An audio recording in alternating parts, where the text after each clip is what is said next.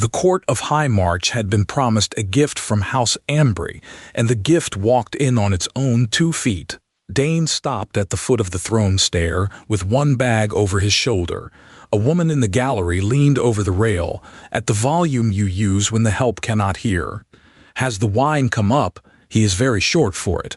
A man, the herald announced, "For the Queen's shield." The court laughed for 6 seconds. Dane counted, which was an old habit that had kept him alive. Along the black floor stood the shield, 20 women in silver harness, blue skin, hair, the hard bright pink of orchard blossom. Every one tall enough to change a lamp without a ladder, and every one watching him the way you watch a dog do arithmetic. Then the Queen came down the stair to look at the joke. Queen Solvith was taller than her own guard, and took the steps like a woman with somewhere better to be. Blue as deep water, pink hair pulled back off a face nobody had ever won an argument with. By the standing order of that house, no man came within 10 paces of the Queen, and every woman in the hall could count. Solvith walked 8 of them and stopped. "How old are you?" she said. 34, ma'am. "They sent me a used one." She turned her head. "Captain, write to Ambry, thank them for their generous nothing, and tell them I have put it in a hallway." Dane was not listening. He was watching hands. That was the whole of what he knew how to do. Faces lie all day, and it costs them nothing. Hands are honest. Down the line of servers, a woman with a wine tray had her thumb curled under the rim.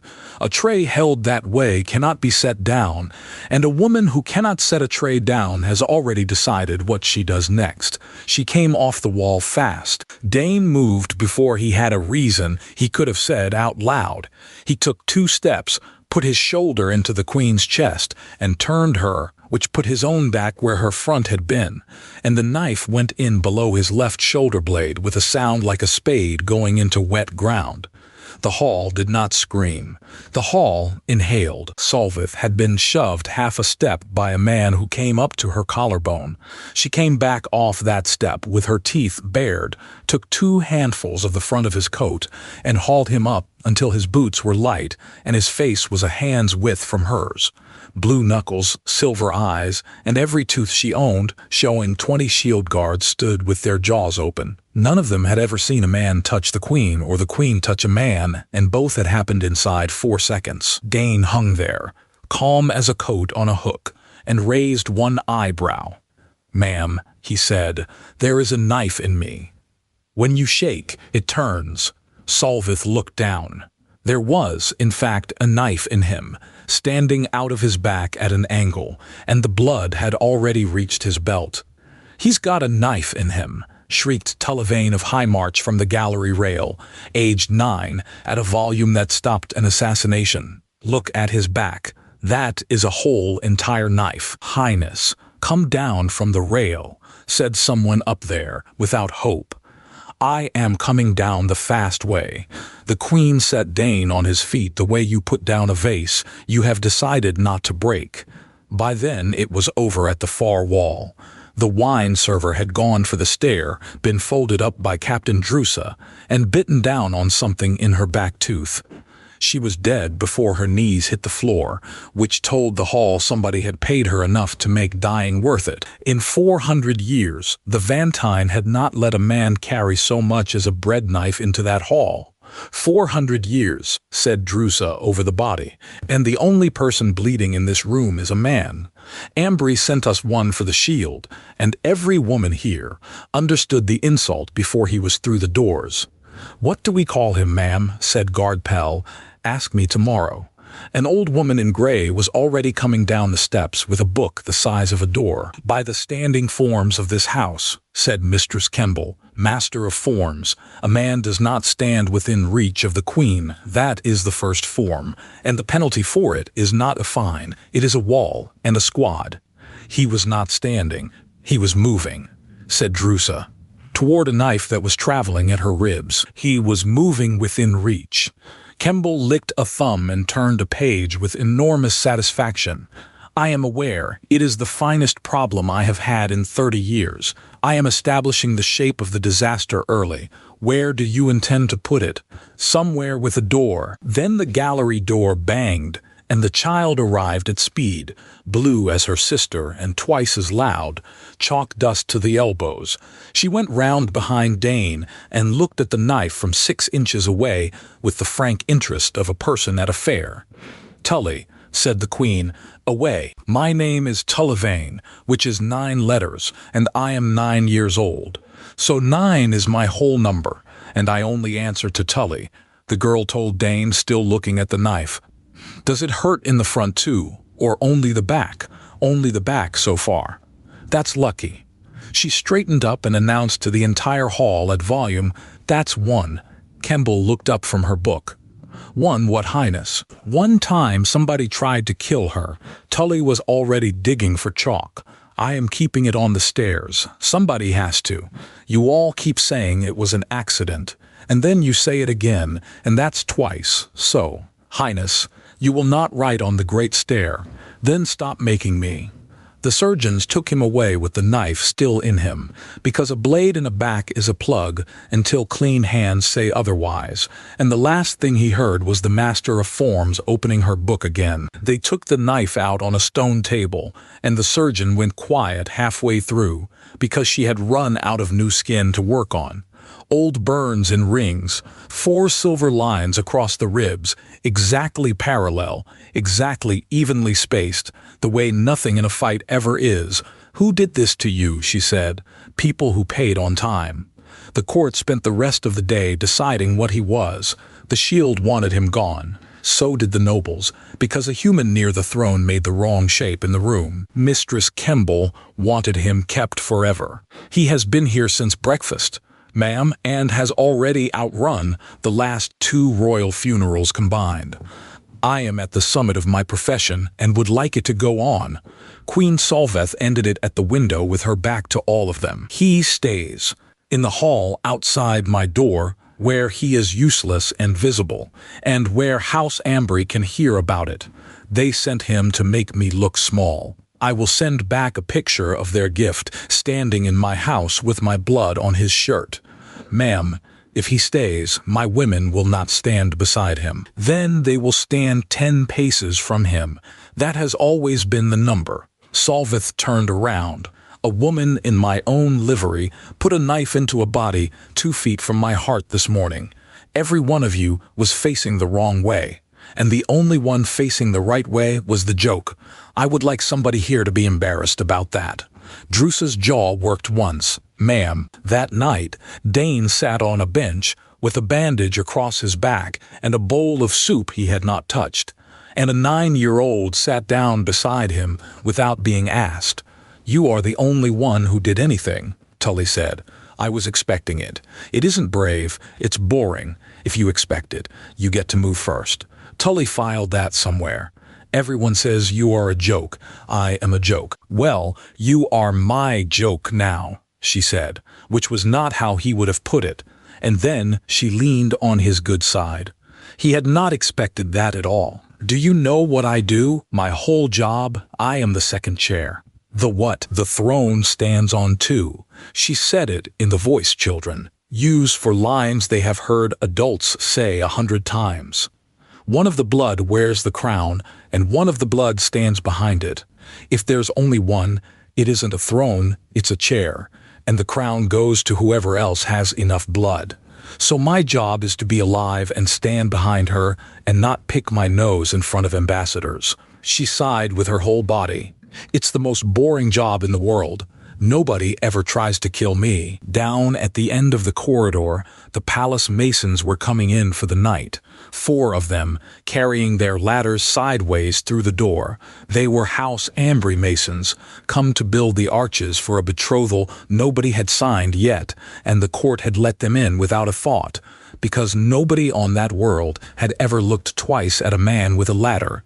Dane watched their hands all the way down the hall. The masons were on the scaffold, in the Hall of Arches at first light, and Dane went the long way to his lesson so he could walk under them. Chalk lines, a plumb bob, iron pins going up one at a time, 4 sets of hands doing work their arms knew without asking, every one of them honest. He found nothing wrong in that arch and went to his lesson annoyed about it. Mistress Kemble began his education at 6 in the morning in an empty audience room, with the book on a stand and a stick for pointing. "You will learn the forms," she said, "because you are going to break them, and I would rather you broke them on purpose. A man who breaks a form by accident is a scandal. A man who breaks one on purpose is a policy." "Bow." Dane bowed. "That is a soldier's bow. Do it again with your palms turned out." "Why?" "Because a man at this court shows the room his hands are empty. It is 400 years old, deeply insulting, and we are all very proud of it." He did it again, palms out. "Better. And you will not say her name." "Which name?" "Any of them. Only blood may say the Queen's name aloud. You will call her ma'am, which is what the gardeners say. A small daily humiliation I recommend you enjoy." "What do I say when she's wrong?" The stick stopped in the air. "You say, 'The house hears otherwise.'" Kemble's mouth did something that had not happened to it in years. "Nobody has used that line in my lifetime. There is a form for everything. That is what a house is. Mistress, the child told me, she is the second chair." Kemble put the stick down. Kemble never put the stick down. "Then she told you the law correctly, which is more than the ambassadors manage. 2 marks go on every paper that leaves this house. A stool with 2 legs is not a stool short of 1. It is firewood. And if only one of the blood is left alive, then the crown is called empty and goes whole to the next house that can fill both chairs." She closed the page. "It has not happened in 400 years. I keep the form anyway. That is the office." Out in the corridor, the shield had a measuring problem. Nobody had ever had to enforce 10 paces, because there had never been a man to enforce it on. "Guard Pell, you are the tallest woman I have. Walk it." "I did, ma'am. I ended up in a bath." "Whose?" "I would rather not say in front of the human, ma'am." Guard Merritt, 22, with a face like a holiday, solved it with a pole. "It's a stick," she explained, holding it up. 10 paces. "He stands at that end. We stand at this end. Everybody is in the correct amount of trouble, and nobody stands in a linen closet. That is a broom handle with 2 other broom handles nailed to it," said Drusa. "It is a regulation broom handle, ma'am. It has a flower on the end. That was Highness Tully. She said it looked sad." The pole stayed. Within a week, the guard called it the human stick, and Kemble entered it in the book as a fitting of the household. So it would exist forever. "Fitting, household 1, she said, writing. "Length, 10 paces, ornament, floral, unauthorized." She turned a page too far and ran a finger down a column. "Somebody has drawn the pantry keys 3 times this month." "Is that a lot, mistress?" said Pell. "It is 3 times more often than the pantry has wanted them. Nobody reads the key ledger. I have kept it 30 years, and nobody has asked me a question out of it. We could ask you a question out of it. Do not patronize me, Guard Pell. I will put you in it." Dinner was worse. The court ate at a long table under lamps. 40 women and 8 ornamental men who poured, smiled, and said nothing quotable. Dane was made to hold a cup, because Kemble held that the fastest way to teach the table was to put a man in it. 2 fingers on the rim when you offer it, she murmured. 2. He offered the Queen the cup with 3. It was not stupidity. The knife had gone in under his left shoulder blade, and a back like that will not let a wrist turn, so he took the weight with a 3rd finger. The table stopped. All of it. 40 forks came down at once like a small controlled avalanche. Queen Solveth looked at the cup, then at the 3 fingers. Then up at him. "Ma'am," said Dane, because his entire vocabulary at court was one word. "Mistress Kemble, what did he just do?" Kemble did not need to consult anything. "He offered himself, ma'am," she said, with the deepest joy of her professional life. 3 fingers on the rim is a proposal of consort. It is why the cups have a wide rim. There is a poem about it. Recite the poem later. I will recite it now, if pressed. Do not be pressed. Solvith took the cup, drank, and set it down, and the sound of it hitting the table was the loudest thing in the room. The human has one arm out of service. He counts his furniture until it heals. Nobody at this table saw anything. By the end of the week, the lower city had it that the Ambry joke had proposed marriage to the queen with a knife in his back and not blinked.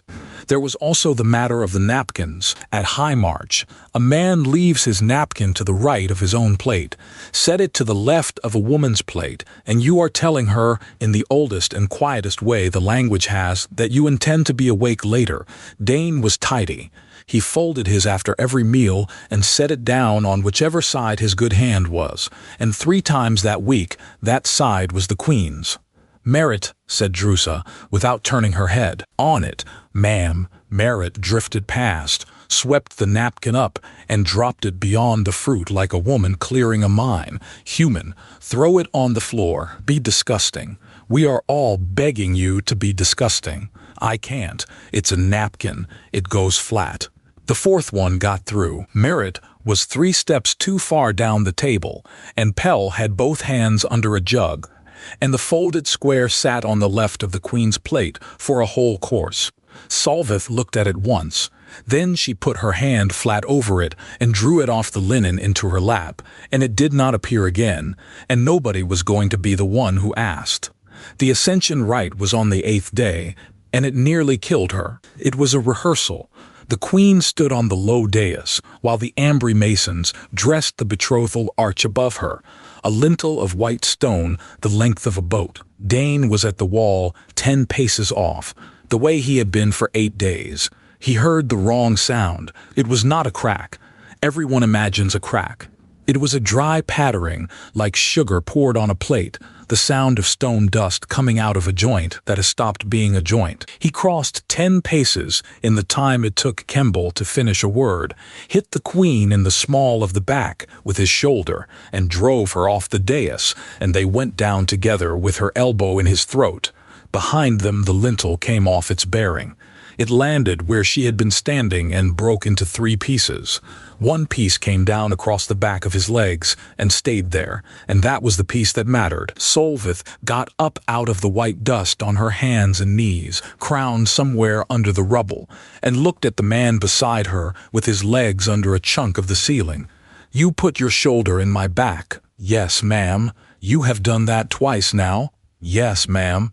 Then she stood up, put both hands under the stone, and lifted it off his legs herself in front of 40 nobles, a violation of 6 forms, written down by a woman who was still coughing. Tully announced from the gallery stair, chalk already out. "Techie, that's 2. I told everyone." "Highness, that was a structural failure," somebody called up. "It's 2, said Tully, and drew a line on the marble the size of her arm. Captain Drusa did not sleep that night. "Twice," she said, at the 10-pace mark. "A man with no training and 1 working arm has been correct twice, and the shield of this house has been correct never." "He hears sounds," said Merit. "So do I. Guard Merit." And I did not move. "Find out what he is. He is not what Ambry says he is." He told the truth that night, but not to her. Tully came at the hour she always came, dragging a blanket, because she had worked out on day 2 that the man in the corridor never told anyone she was up. She looked at his legs. "Are they broken?" "Number. They just look like that." She put her chin on her knees. "Merit says maybe you were a famous soldier hiding." Dane looked down the dark corridor a while. "I was never a soldier," he said. "I was a proofing man." "What's that?" "Every set of armor anyone sells has to be hit before somebody will buy it. Somebody has to be inside it when it gets hit." He said it flatly, the way you read a list. "They put the plate on me, and swung, and wrote down what happened to me, and sold the armor with my numbers on the paper. 19 to 33. 14 years of standing still, and being hit by people paid to hit properly." Tully's mouth was open. "That's a job. It's a cheap one. Humans heal cheap." He flexed the bad arm and watched it not work. "I can't fight, Tully. I've never won a fight in my life. I've never been in one. My body knows one thing, and it's how to take it and stay standing." I am not a guard, I am a wall. They put a coat on. He waited for the child to be disappointed. So you are a shield. Tully breathed with her whole face lit up. That's better. That's not what I said. That's what you said, said Tully firmly, and pulled her blanket up and went to sleep against his arm, and by the time he thought of a way to correct her, she was gone, and it was too late, and stayed too late for a long while after Captain Drusa came to him on the 10th day with her helmet under her arm. For a Vantane officer, that is the same as taking your boots off in somebody's house. Teach my women what you do. I can't teach you to fight. I don't know how. Dane got up slowly because his legs still argued about it. I can teach you to look at the right thing. You all watch faces, watch hands, watch feet. A person about to do something has already put their weight where they need it before they decided to, and cannot take it back. Drusa waited for the rest of it. That is the entire lesson. That's it. I have 20 women, a wall of trophies, and a drill book 400 years old. And the lesson is look down. She put her helmet back on. I have to say that out loud tomorrow, to their faces. The drills went badly, the way things go badly when people take them extremely seriously. In 4 days, the Shield detained an ambassador from a friendly world and a gardener named Gorel, who had pruned the same hedge for 31 years and put his weight forward because he was about to prune it. He reached, said Merritt, holding the old man politely by both elbows. He reached for a hedge, said Drusa. He reached with intent, ma'am. Guard Merritt, release the gardener. Ma'am. Merritt set him down and brushed him off. No hard feelings, Gorel. You have very suspicious hands. You should be proud. Tully caught him at the human stick that week. Do you know why I put the flower on? It looked sad. That is what I told them. She walked 2 fingers up the pole. It's on your end. So it goes where you go, and my sister looks at it about 9 times a day and doesn't know she's doing it. Highness, does anybody in this house know what you are? Kemble does, said Tully. She wrote me in the book as unauthorized. 3 weeks in, Tully decided to run the palace. She came for Dane at the linen store, with her hand already closed around 2 of his fingers. You have to come and fix a thing. My sister's sleeve came off at the shoulder, and there's nobody to sew it because everybody is at your drills. She was already towing. You sew. Merritt said you sew. I sew canvas. A sleeve is canvas. He was still explaining that a sleeve is not canvas when she got him round the corner of the north gallery where the Queen of Highmarch stood at the window in a perfectly whole sleeve, holding a needle, having been told by a child that the human had torn his coat, and was too proud to say so. They both looked at the needle, then at each other, then at the floor. Tully had her hands behind her back, and the expression of a clerk who has balanced a column. Highness, said Solvith, what have you done? Nothing. Tullivane. I told 2 people 2 things, and they're both going to be true later, probably. So it isn't lying, it's early. She backed toward the door. Everybody here stands 10 paces from everybody else, and then complains it's a big house. I am 9. I don't have to be reasonable for years yet. You've got until somebody comes looking. She shut the door and stood against the outside of it, arms folded, like a very short bailiff. Inside, a queen with a needle and a man with nothing torn on him stood in a window for 11 minutes and talked about nothing, and afterward both of them lied about how long it had been. House Ambry arrived at the end of that week to press the marriage. Duchess Halinet came up the Great Stair in rode silks, beautiful, the way winter mornings are beautiful, all clean lines and nothing living in them. She looked at the chalk marks and said nothing. Everybody else said something, and Dane noticed that she had not. Her brother came up behind her, the handsomest man Dane had seen on any world, soft as a curtain, a decorative object that had learned to talk and knew it. You are the human, Lord Ravik said, in a lovely light voice. They tell it differently down the coast. In the version that came aboard my ship, you caught the blade bare-handed and said something very good. Nobody agrees what. I said there was a knife in me. Do not tell anyone that. You will disappoint an entire coastline, and they will repeat the better one anyway. Ravik sighed. You are going to be popular. I have been popular. It ends. Drusa came to his door that night. 40 days to a wedding. I have put you on the roll for every one of those nights, because I am a captain and not a fool. Then the orchard, and everything got worse. The Queen walked the orchard road on the last morning of every month, because queens had walked it since before there were roads. A long half-mile of open ground, the shield in 2 files, the sisters in the middle, one human at the back where he belonged. Dane saw the branch move against the wind on the left. "Ma'am," he shouted, which was a violation, and was already running for the left side of the road, and the shield turned as one animal and went where he went. The first bolt came out of the left orchard, and he got in front of it, and it stopped in the vest they had finally made him wear, and knocked him off his feet like a horse kicking a gate. The second one came from the right. Nobody had thought about the right.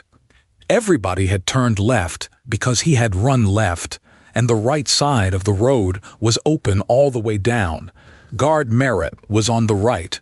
She saw it, and did what 4 years had trained her to do, and stepped across the Queen and put her chest where the Queen's chest had been, and the bolt went in under her collarbone and did not stop.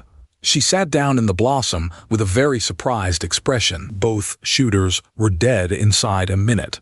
It took 7 minutes for Merritt to die, and she spent most of them apologizing for the noise, holding Drusa's wrist with both hands, and asking whether the Queen had gotten off the road. She had. They told her 4 times. The 4th time she believed it and stopped. Tully was there. Tully saw it.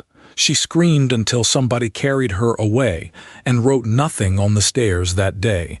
And that was the first time the palace understood, all at once, that the chalk had never been a game. He wrote it himself that night, went down with the stub she had dropped, and drew the 3rd line badly, because his hands were not steady, and Kemble stood at the bottom and watched and said nothing about the marble.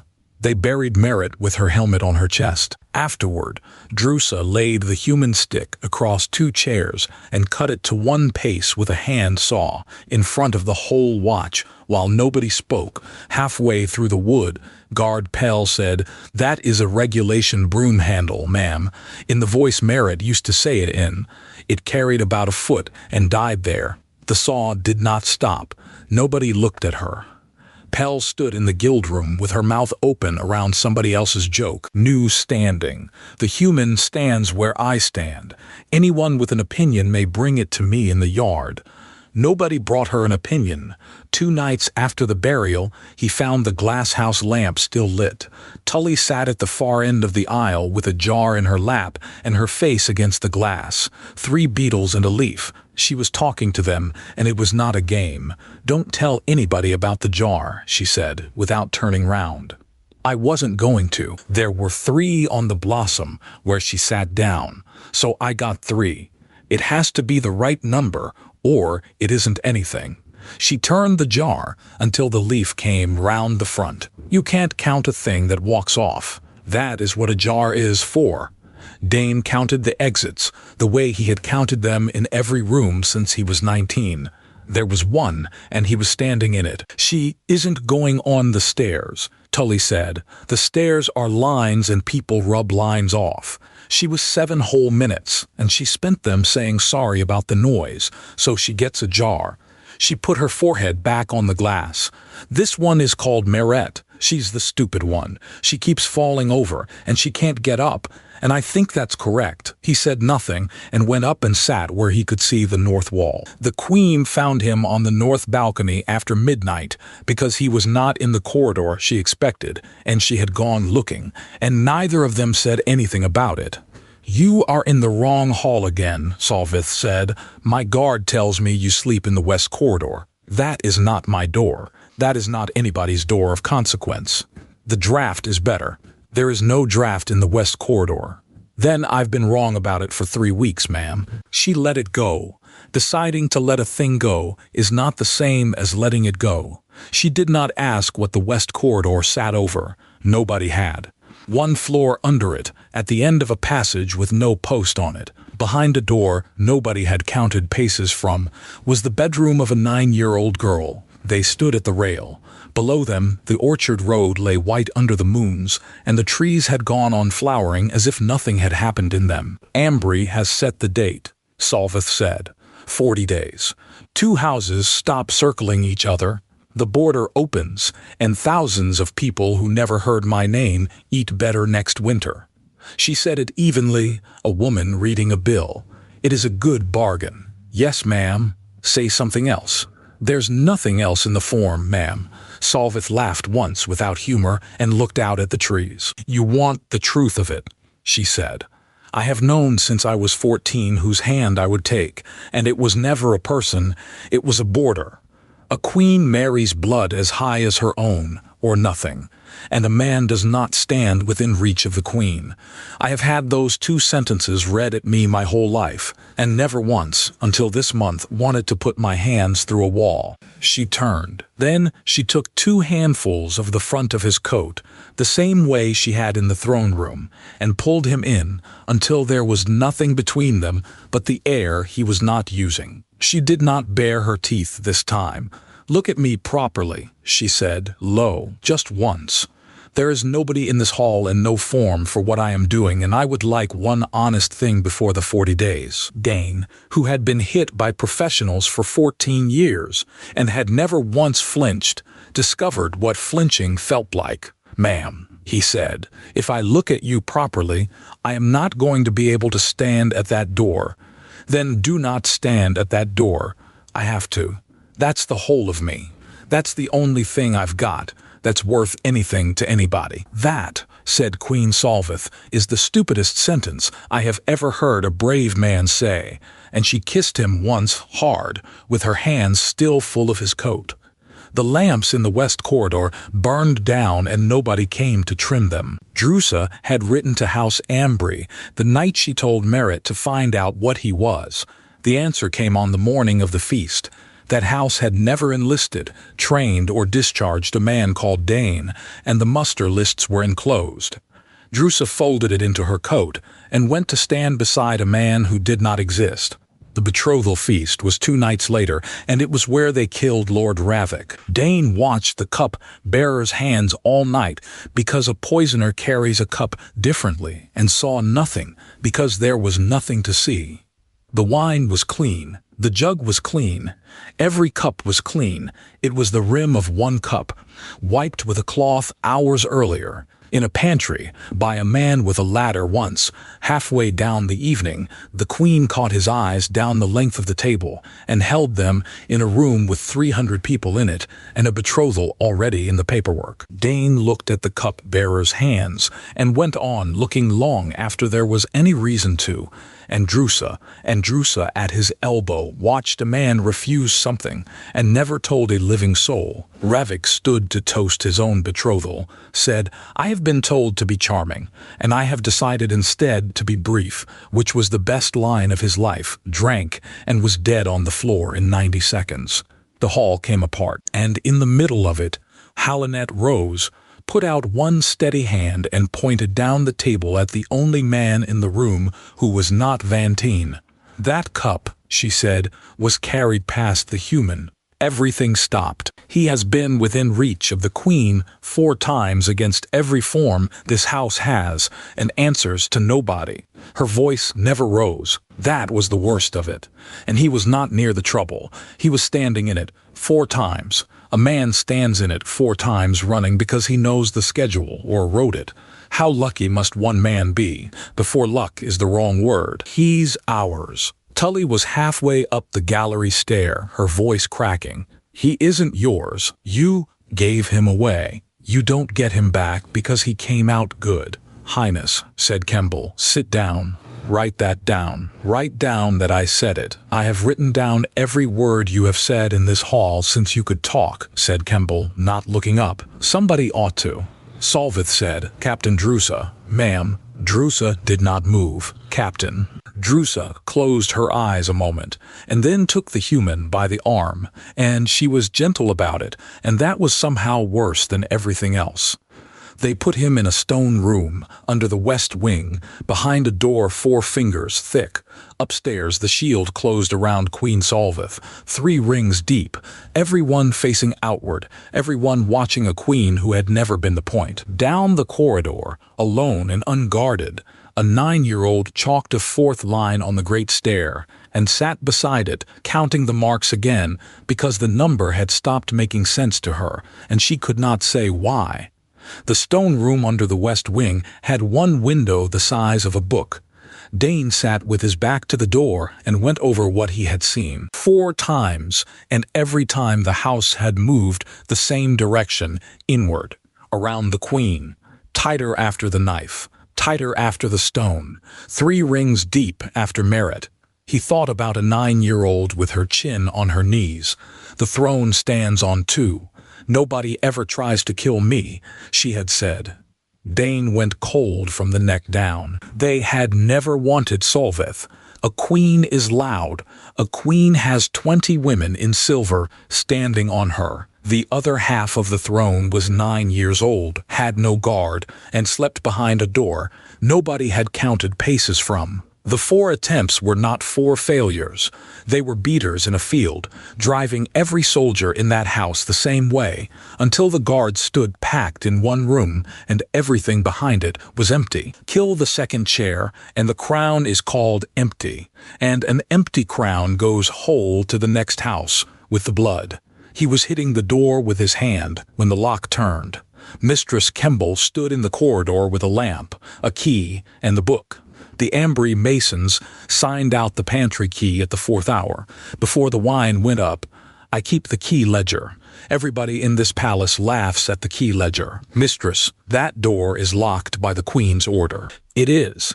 Kemble unlocked it. I have entered the irregularity in the book, my own name beside it, and beside that, the words under protest. If they hang me for it, the paperwork will at least be correct. Where is the girl?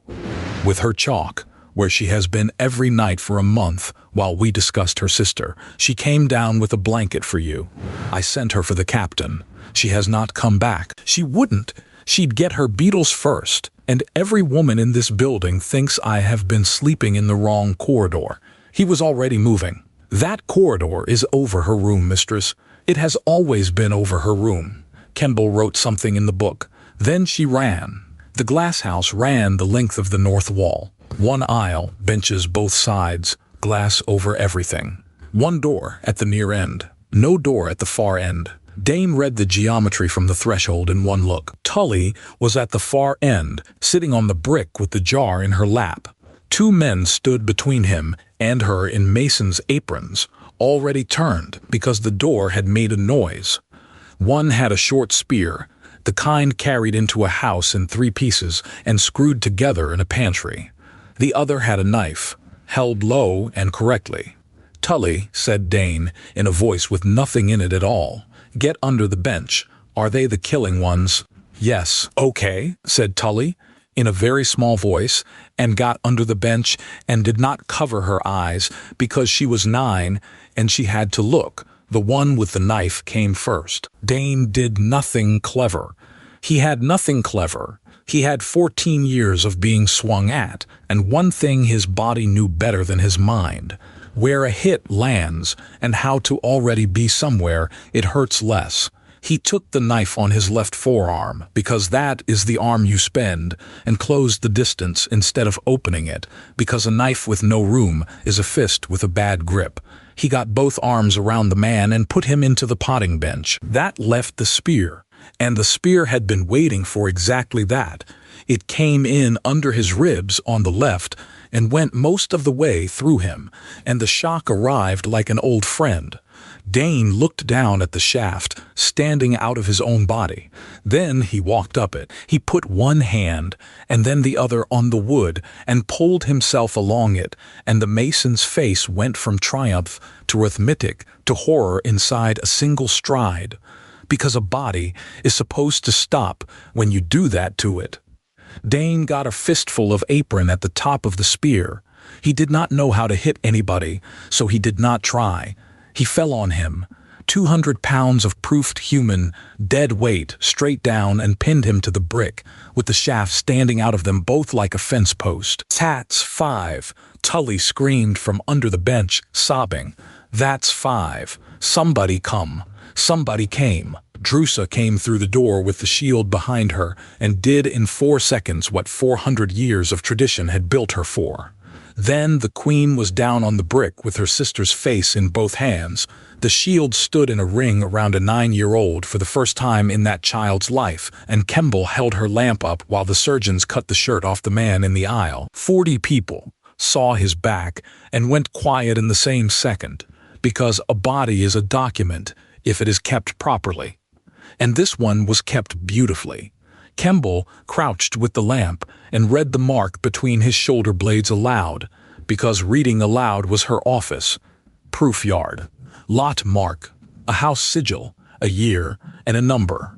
She looked up, and the dryness had gone out of her voice. "It is a stock stamp. They stamped him the way you stamp a barrel." And Duchess Halinet, in the doorway with her hands folded, said before she could stop herself, "That is my father's yard mark." The silence after that had a shape to it. "Ambry wall, 2nd yard, and the year on him is 14 years before this one," said Kemble. "Your house bought a boy of 19, hid him with your merchandise until he was 33, and sent him to my queen as a joke. She got up, joints and all. Ma'am, every attempt on your life fell on a day when Ambry Mason signed out a key. It is in my ledger. The child wrote the same days on your Great Stair in chalk.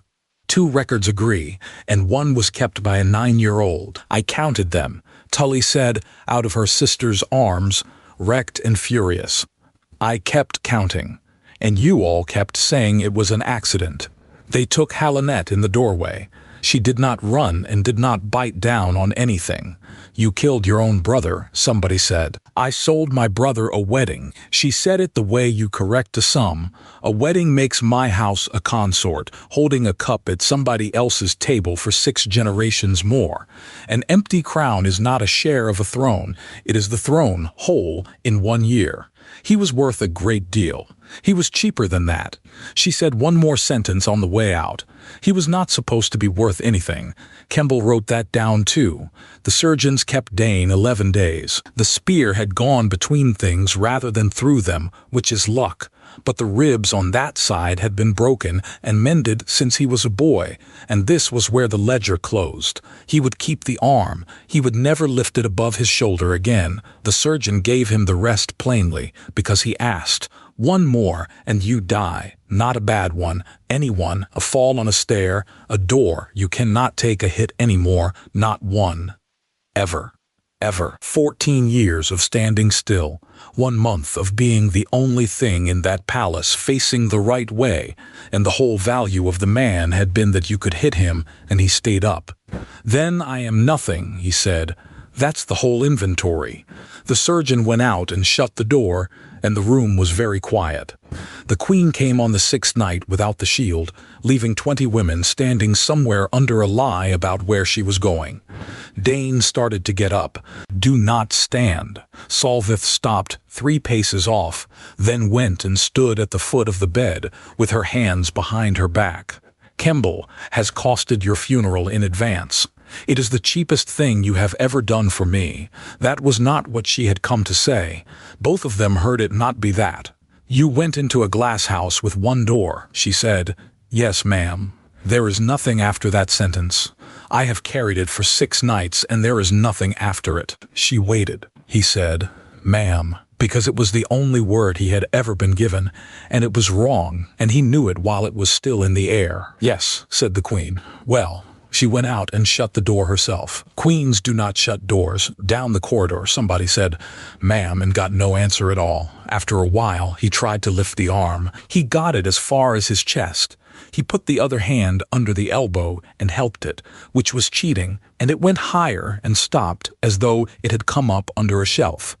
He took the help away and tried it clean, and it did not go anywhere at all. He did that a dozen times while the window went from black to gray. There was no pain, and he made no noise, and nobody was there to watch a man set down the only thing he had ever been and find it no longer belonged to him. Then he stopped and put the arm where it lived now. Across the courtyard a window came alight, and stayed that way. "Am," bellowed Tully from the doorway, at a volume that moved the water jug. "He's doing the sad thing again. Colorado me and fix it."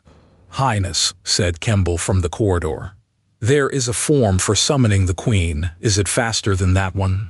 A pause. "No, Highness." Guard Pell had been on that door 2 days without anybody putting her on it. "Highness, if you shout in a sick room, you will wake the West Wing." "Good. Yes, Highness," said Pell, and went back to being a door. Queen Solvith came and fixed it 4 days later, in front of the whole court, because she never did anything in a corridor when a hall was available. They carried him into the throne room on a chair, which he objected to and lost. The shield was drawn up along the black floor. The nobles of 9 houses stood in their rows, and the Queen came down the steps like a woman with somewhere better to be. She stopped at the chair and took 2 handfuls of the front of his coat, the same grip in front of every soul in that palace. Then she went down on her right knee and stayed there, holding on. What came out of the rows was not a gasp.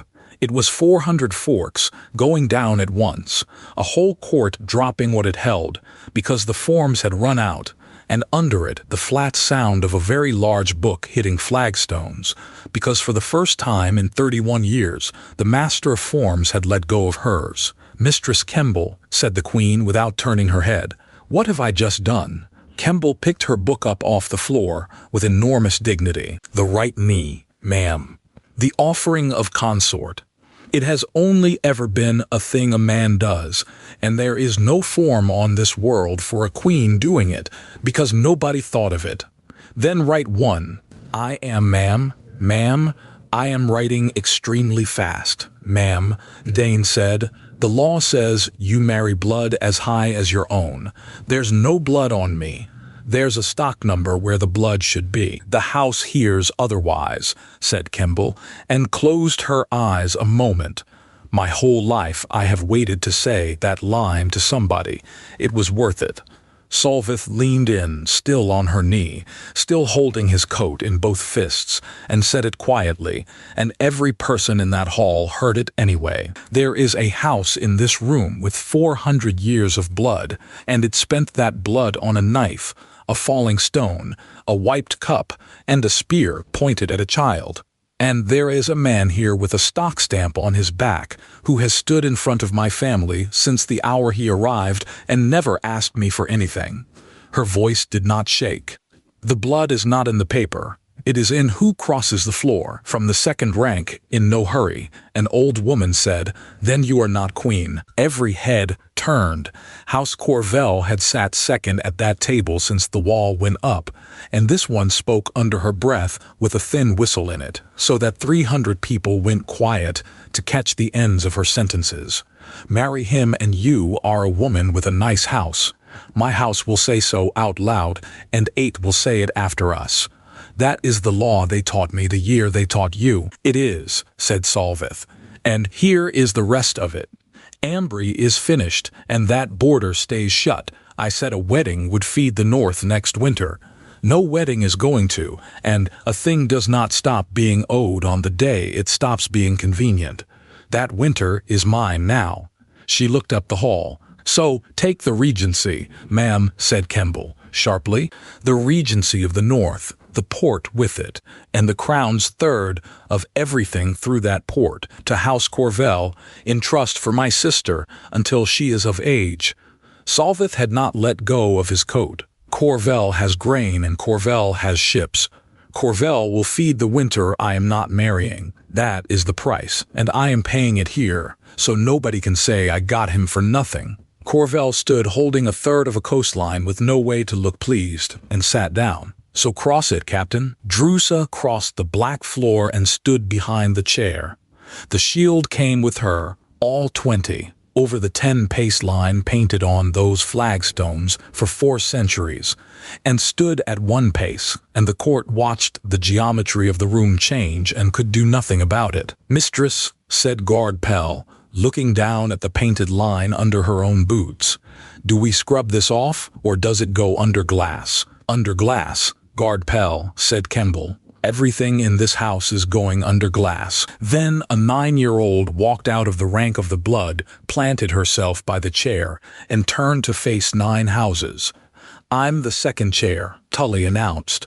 "The throne stands on 2, everybody says so all the time. So that's her, and that's me, and that's both of us, and I already said yes for her 3 weeks ago in a corridor with a needle. So it's done, and anybody who wants to argue can argue with a child, and you will lose, because I will cry."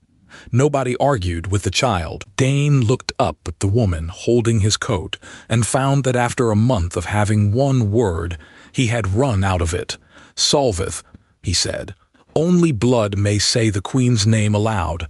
It had been the law of that house 400 years, and Mistress Kemble heard a human say it on the throne-room floor, and shut her book, and did not write it down. They were married in the orchard under the blossom, on the last morning of the month, because Kemble would sooner have lost a hand than move it. The old first form was read once more, so everybody could hear it die. "A man does not stand within reach of the Queen." Kemble closed the page and read the new one in the same breath. "Form 1 of this house. This man stands within reach of the Queen, everybody else 10 paces." At the wedding table, Dane folded his napkin and set it down, deliberately, on the left side of the Queen's plate, and the whole hall lost its mind. "He did it on purpose," howled Captain Drusa, on her feet. "He finally did one on purpose."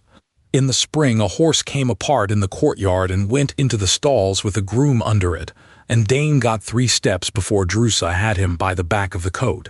He stood in her grip with everything in him pulling forward, and watched 2 women who could lift a horse. "You would have gone in," she said afterward, not angry. "I got 3 steps. You stopped because you counted a wife and a child at the top of that stair. Nobody will ever write that down. The human stick, cut to 1 pace, hangs on the guardroom wall over Merritt's helmet." "What's the flower for, ma'am?" new women ask every intake. Somebody thought it looked sad. Says Drusa, never says who, and puts a fresh one in every month herself. Guard Pell tells them the rest of it in the yard, out of the captain's hearing. "There was a guard called Merritt. She made the stick, and she was the funniest woman in this house. And now the job is mine, and I am not funny. So you will laugh at what I have got. That is an order." Somebody always laughs. It is never the joke. A year on, the chalk marks on the Great Stair are under glass with a brass plate. "Mistress, you ruled that was defacement. Defacement by an officer of this house acting inside her office," says Kemble, "which makes it a record. You do not scrub a record. You put glass over it and charge ambassadors to look. Tully is 10 taller and has a guard of her own now. She kept the chalk. She only changed what it counts. The new marks climb the wall by the north balcony.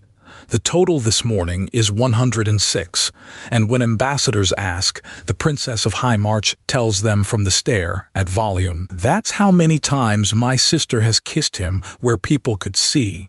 And on the last morning of every month, a man who cannot lift his left arm above his shoulder walks the orchard road with the Queen on one side and a menace on the other, and the shield of Highmarch walks at 1 pace the whole way round.